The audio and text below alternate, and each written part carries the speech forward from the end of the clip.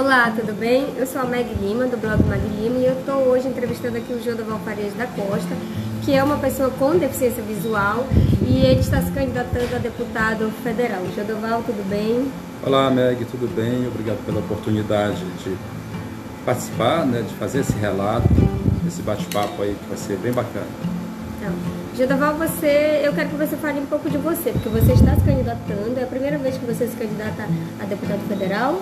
A deputado federal, sim, mas já tive uma vivência de eleição, concorrendo ao cargo de vereador em 2016. Tá. Jodoval, fala um pouquinho de você. Quem é o Jodoval Farias da Costa? Então, eu sou pessoa com deficiência visual. Isso é um rótulo, é uma marca, mas na verdade é uma identidade. Isso é importante caracterizar, porque a partir de cada realidade, a partir da vivência, da condição que cada um tem, a gente elabora os conceitos e percebe as necessidades. E aí, como pessoa que procura satisfazer suas necessidades, eu percebo que há muita coisa a fazer para atender a necessidade das pessoas que têm ausência de visão, de audição, tem déficit intelectual, tem o intelectual abaixo da média, tem a condição de estatura, também com estatura abaixo ou acima da média, pessoas que estão acima do peso. Todas essas pessoas têm uma condição que necessitam de atenção, sobretudo na atenção condizente à acessibilidade, baseado no desenho universal e tal. Então, pelo fato dessa condição de pessoa com deficiência, eu busco reconhecer meu potencial, porque todos nós temos como pessoa também, mas sei que muita coisa pode ser melhorada, potencializada também, se as condições forem favoráveis de acordo com a necessidade de cada pessoa, de cada condição. Ok. E o Jodoval Farias, ele é formado em quê? Ele tem graduação, ele estudou? Então, Ele faz uso de que tipo de material de leitura? Braille? Sim, eu sou cursei pedagogia, não concluí, sou formado em magistério e utilizei Braille durante toda a minha trajetória escolar e acadêmica, mas hoje eu utilizo muito mais a leitura digitalizada, por meio de material digitalizado, por meio de sintetizador de voz, que é uma leitura mais rápida, uma leitura mais dentro da necessidade de informação, até um pouco mais completa. O Braille é interessante, o Braille nunca vai deixar de fazer parte da vida escolar, acadêmica da pessoa com deficiência visual, mas chega um momento que você quer uma informação mais rápida, aí os textos digitalizados, livros digitalizados, eles são muito mais muito mais apropriados para esse tipo de consumo de informação. E agora com o Google Lens, bem mais fácil, que ele já escaneia, transforma em texto, já dá para ler. Exatamente. Através da voz no celular, o sintetizador. E Jodoval, você está se candidatando a deputado federal pela primeira vez, mas o que te motivou a se candidatar a deputado federal? Então, como eu falei anteriormente, eu participei de um pleito eleitoral para vereador, e eu entendia na época que boa parte do que precisa ser feito em termos de acessibilidade está no âmbito dos municípios, ou do município, sobretudo acessibilidade urbanística, arquitetônica e de mobilidade e transportes. Comunicação e informação também, mas essas primeiras que eu citei estão no âmbito do município. No âmbito do Congresso Nacional, que é o que eu estou me candidatando atualmente, essa demanda ela muda um pouco. Por quê? Porque ela busca integrar as nossas demandas, a nossa realidade, as nossas necessidades à pauta nacional. A gente sabe que muitos estados estão à frente, tanto em discussão, em debate, em conceito, quanto mesmo em efetiva política pública, para a atenção das pessoas com deficiência, sobretudo a acessibilidade e política inclusiva. O Amapá ainda é carente nessa discussão e na execução dessas políticas, materializar aquilo que está na lei, que está previsto na legislação e nas normas. E aí, então, essa é o maior sentido de busca de mandato federal. exatamente para a gente poder integrar na discussão nacional e poder fazer parte do debate, mas também trazer aquilo que é bom para o Amapá, né? Tanto em termos de conceito, como em termos profissionais mesmo, para atendimento, para assim, ampliar a nossa rede de atenção no atendimento personal especializado, na reabilitação da saúde, na reabilitação profissional, porque tem muita gente que por conta de algum motivo, seja de forma congênita, né, nascença, ou de forma adquirida, por doença, ou algum acidente, a pessoa que adquire uma deficiência não consegue se reabilitar profissionalmente e acaba indo para o BPC, ou para a aposentadoria, se for contribuinte. Então, isso a questão da reabilitação profissional é muito importante. Então, esses temas, para mim, são a base, né, da iniciativa da candidatura do deputado federal. Ah, beleza. E, Jodoval, assim, tem comentário nas tuas redes sociais que a pessoa disse assim que os políticos que já não têm deficiência, não fazem nada, imagine você, vou usar a expressão dele, que é cego. E assim, qual a resposta que você daria a ele agora? Pois é, esse é o tipo de situação que pode acontecer, né? E era previsível que acontecesse.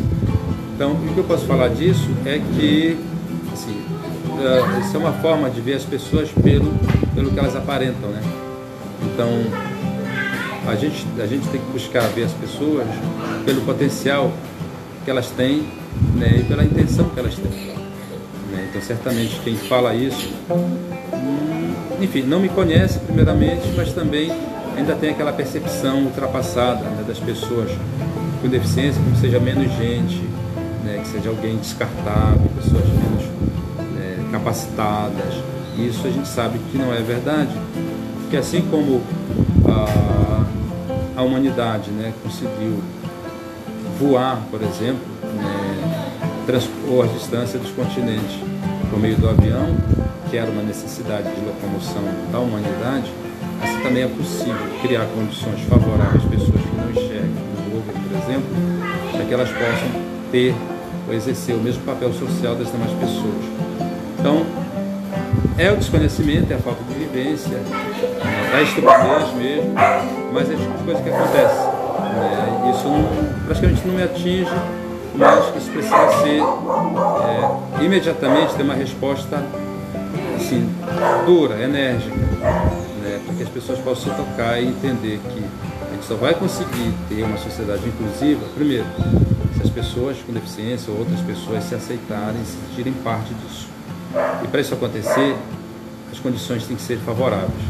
E segundo, né, quando as outras pessoas também deixarem de achar que só elas, pelo fato de enxergarem, só elas que têm valor, só elas que devem ter oportunidade. Eu penso que é isso. Mas, assim, politicamente, né, esses comentários, eles servem para a gente poder ter a oportunidade também de desmentir, né, certos mitos que ainda existem até hoje. Infelizmente, ainda existe até hoje, né? E Jodoval, como deputado federal, quais são as propostas? Eu gostaria que você citasse pelo menos a que você considera mais importante, que eu imagino que todas são, mas tem aquelas que são mais relevantes. Qual é dessas mais relevantes que tu pode citar para nós? Pois é, na verdade, assim, Meg, as pessoas falam assim, eu tenho assim, quando eu ando por aí, converso com as pessoas, mas dizem assim, olha, tu precisa falar porque tu já é a política, o resultado da política. Eu até concordo, sem vaidade nenhuma, eu até concordo. Mas, e as pessoas sempre querem saber, né, qual a intenção, né, porque se vai concorrer a um cargo eletivo, de monta, né, porque requer bastante votos para poder conseguir, assim, uma das 8 vagas. A gente elege aqui no Amapá 8 deputados federais. Então, eu te confesso que proposta, por exemplo, eu vou, por exemplo, apoiar a educação básica. Isso para mim é natural, eu sou professor, né? Então é da minha área, por obrigação eu teria que fazer isso, né? Primar pela efetiva implantação, né, da educação básica, pela universalização da educação básica, né, pela universalização do SUS, né, que o SUS ainda é, né, o maior programa e o melhor programa de assistência à saúde do Brasil. Ele só é boicotado, mas se ele funcionasse com todas as as diretrizes, com todas as políticas efetivamente acontecendo na vida das pessoas, a gente não teria fila nos hospitais, não teria gente morrendo por falta de médico, por falta de medicamento, né, por falta de atenção, de orientação. Né? Então tem tudo isso que eu quero defender. A acessibilidade, né, é uma pauta importante. Por que a acessibilidade é importante? Porque ela, apesar de ser um tema que nós, pessoas com deficiência, reivindicamos, mas ela, como a gente trata de compartilhamento de espaço, né, e aí convivência, não existe convivência segregada, então ela serve para todo mundo. Né? Então a acessibilidade é algo que as pessoas têm que saber, ou têm que entender naturalmente, né? Quando projetar um espaço, quando projetar um produto, um objeto, um instrumento, enfim, já tem que pensar que muitas pessoas vão utilizar esse objeto, muitas pessoas vão utilizar esse espaço, e ele tem que ser acessível, que todo mundo possa fazer parte dele. Então é um negócio muito amplo, que não requer só um conjunto de regras. Quando fala acessibilidade, fala das normas da BNT, né? Na 9050, que trata sobre acessibilidade arquitetônica, e nas demais normas. Mas não é só isso. Acessibilidade, se você não convive, não tem isso em mente, e se não fizer parte dos teus conceitos, né, pessoais e profissionais, a gente vai ter ainda muita dificuldade para criar a sociedade num ambiente acessível. Também a questão da assistência social, né, existem muitas pessoas ainda em condição de vulnerabilidade que precisam de orientação, precisa ir para a escola, ir para o EJA, precisa ter formação profissional para ser encaminhado para o trabalho, né, para o emprego. Então tudo isso a gente pretende trabalhar. Aí você pergunta assim, já fazendo uma pergunta, né? Mas se não é tarefa do executivo, Eu ia te perguntar. Né, é tarefa do executivo, só que o parlamentar ele tem duas funções, legislar e fiscalizar. Então, se existe programa, se existem como acessar programas e recursos, o Estado tem que fazer isso com benefício da população. Se o Estado e os mandatos eletivos não forem em benefício da população, não tem sentido, não tem por que ter. Então, tem que ser em benefício das pessoas. E de todas as pessoas, não estou dizendo que tem que ser só daquelas menos favorecidas, não. Mas aquelas menos favorecidas são aquelas que mais precisam da ação do poder público. Porque, para mim, quem dá oportunidade é o Estado, o mercado, como se fala, né? O mercado resolve tudo, o mercado é competitivo. O mercado é a essência da competição. Ele não dá oportunidade para ninguém.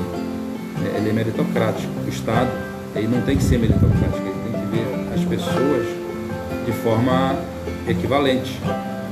E aí oportunizar as condições também de forma equivalente para todo mundo. E aí funciona. E o parlamentar ele pode atuar tanto assim, elaborando legislação que promova isso, mas também fiscalizando o governo para que ele faça a legislação que beneficie a população acontecer. Beleza. E Jodoval, nós estamos no mês de setembro. É o mês assim, que mais tem data sobre pessoas com deficiência. Nós temos dia 19, o dia do teatro acessível, dia 21, dia de luta, dia 22, o dia do paratleta, o dia do surdo, dia 26, o dia da criação da bengala verde, não aqui no Brasil, mas fora do Brasil. E nós temos o dia do surdo, o dia nacional do surdo, que foi a criação do INE, e dia 30, o dia internacional do surdo. Ainda temos também a semana da pessoa surda, né, que a gente coloca como pessoas surdas. O que tu tem a dizer sobre esse mês e sobre assim, as pessoas com deficiência? Pois é, esse mês de setembro é um mês simbólico, né, sobretudo para o sul do Brasil, por conta da chegada da primavera. E muitas dessas datas talvez tenham algum vínculo, né, com esse período, com essa mudança de estação. E é simbólico por conta disso. Né? O Dia Nacional de Luta, que é o dia 21, ele retrata isso. Ele foi escolhido exatamente pela chegada da primavera e assim, pela renovação, por chegada de uma esperança, por renovação de esperança, por uma proposta nova de sociedade, enfim, como é a primavera, a estação das flores, então tem todo esse simbolismo que envolve. Eu acho bem interessante, né, chamar. Dia 17 também é dia do IBC, né, dia do Instituto Benjamin Constant, onde aquilo foi inaugurado, né, em 17 de setembro de 1854. Mas enfim, eu acho que essa relação que se dá e é importante poder fazer esse vínculo, né, de datas, né, em um só mês, que a gente possa refletir e renovar as conquistas, as forças, né, enfim, poder realmente continuar lutando aí, porque essas demandas não se esgotam.